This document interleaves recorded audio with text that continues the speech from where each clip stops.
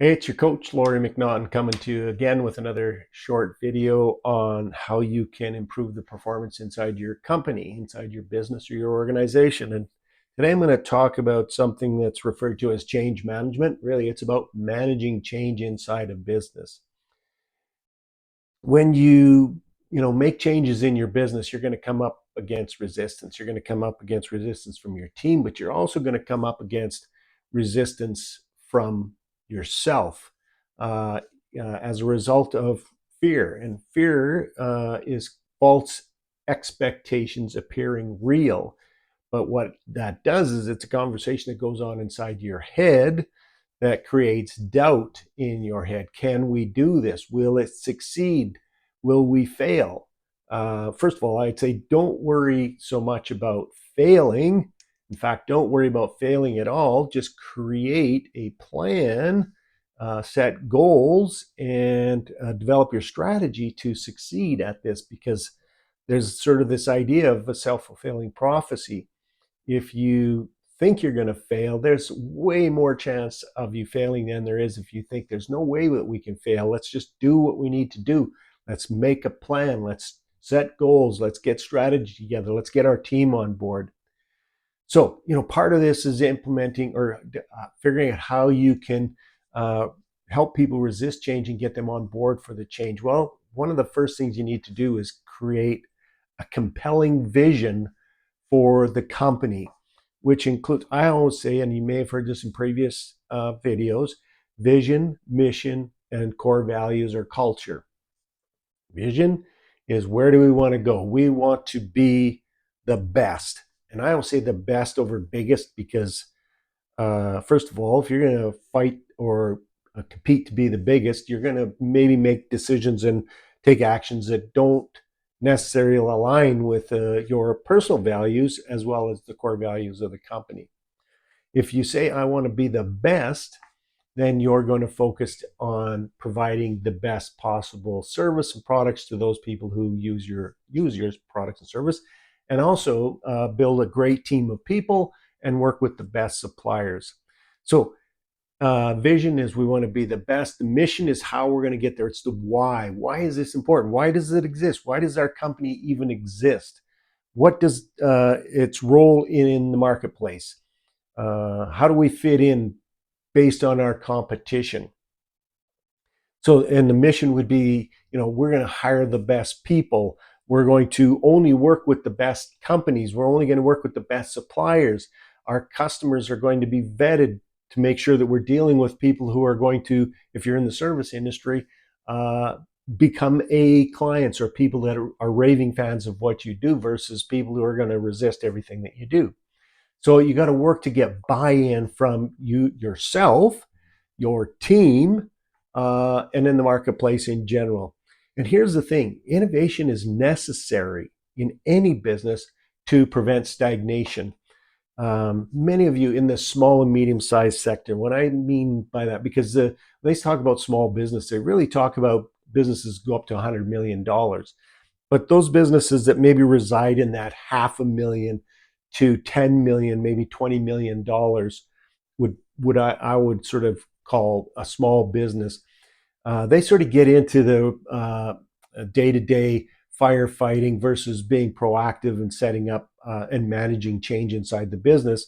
And instead, what they become is stagnant. They don't provide anything of when I say of value, I mean above and beyond what the customer expectations are.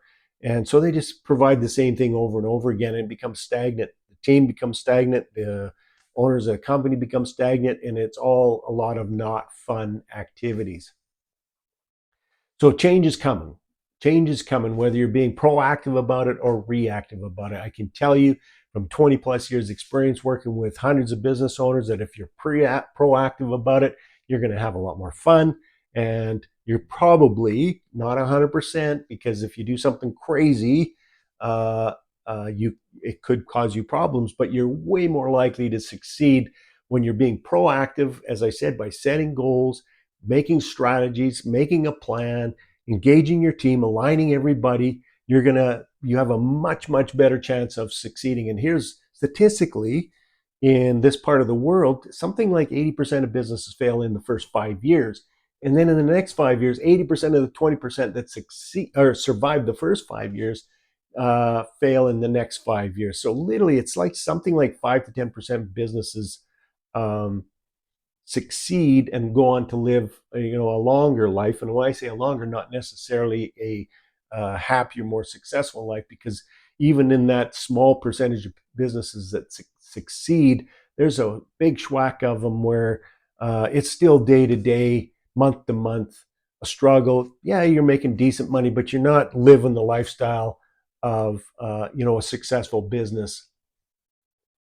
So planning and understanding what needs to change is really about how you manage that whole process. You want to manage that change by setting goals, making a clear strategic plan, and engaging your team. Also, as the owners of the company or as the leaders in the company, you need to have calm leadership. That means, don't run around, and I've seen this, freaking out, because something's not going right or you're exactly right in the day. And here's another thing I'm going to offer some free coaching advice is, if you're in a bad mood, if you're in a sour mood and you're on your way to work, you're the owner of the company and you're in a foul mood, go someplace else, sort it out before you come into work. Don't come in to work and sour everything for everybody, because I've seen that inside different companies where the owner comes in and they're in a bad mood and everybody's walking around on eggshells, afraid to say or do anything. That's not a healthy environment. That's not a healthy culture. So, and have effective communication. So that means regular meetings where you're talking about, again, I always say every formal meeting you should talk briefly about the vision of the company, the mission of the company, and the core values of the company, just to start every meeting off. So everybody, after a while, will understand completely what the vision, mission, and core values of the company. And I could literally walk in there and say, hey, what's the vision, mission, and core values of the company? And they would be able to tell me what they are. This is when they start to come alive.